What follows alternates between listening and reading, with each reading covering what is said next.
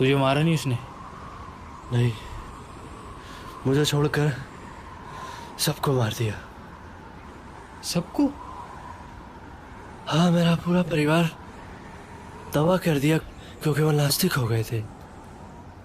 तुम कैसे बचे?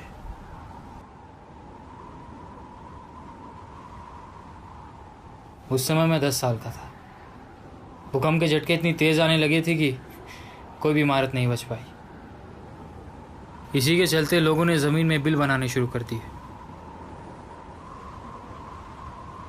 एक दिन पिताजी शिकार कर लौट रहे थे, तभी वो आया और उसने पिताजी की गर्दन धड़ से अलग कर दी। मैं कुछ भी नहीं कर पाया। मैं इतना डर गया था कि जाकर बिल में छुप गया और मन में सोचा कि हे भगवान, अगर तू कहीं है तो मुझे इससे बचा ले।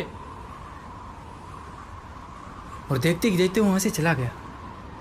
दादाजी बताते थे कि कलयुग के दूसरे चरण में भगवान पृथ्वी पर आए थे, लेकिन लोगों ने उनकी बात नहीं मानी। उन्हें बहुत दुख पहुंचाने की कोशिश की। जिन्होंने उनकी बात मानी उन्हें अपने साथ रोशनी के शहर ले गए और हमारे जैसे यहीं रह गए। रोशनी का शहर?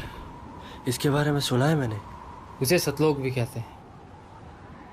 कहते हैं वहाँ दुख दर्द नहीं होता, पानी की तलाश नहीं करनी पड़ती, एक तख्ते से शरीर बना है, मन में सोचने से सब कुछ हो जाता है। कहानी जैसा लगता है लेकिन सच है।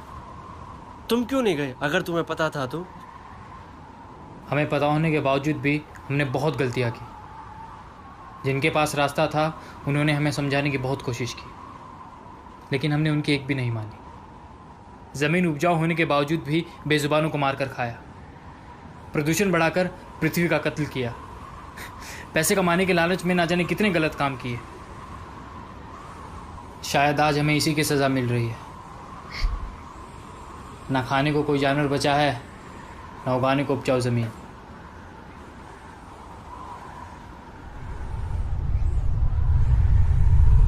इसकी आदत डाल लो।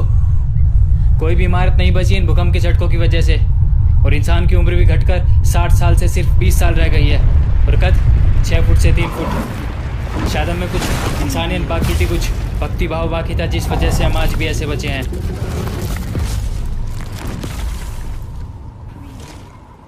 अब इसके बाद कहाँ जाओगे तुम? उसके तलाश में जिसने हमें बचाया है। क्या पता वो भी हमारी तलाश में हो।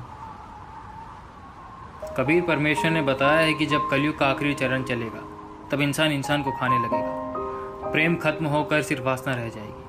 इंसान की आयु घटकर सिर्फ 20 वर्ष रह जाएगी और कद 3 फुट। 10 साल की लड़की को बच्चा होने लगेगा। भूकंप इतना तेज आया करेगा कि कोई भी इमारत नहीं बचेगी। इसलिए जितने भी इंसान बचेंगे वो सब जमीन में बिल बनाकर रहेंगे। इन्हीं सब के बीच एक अवतार पैदा होगा जो कीर्तघनी इंसानों को मार देगा और सिर्फ उन्हें छोड़ेगा जिनके अंदर भगवान की चाह और दया बाकी होगी।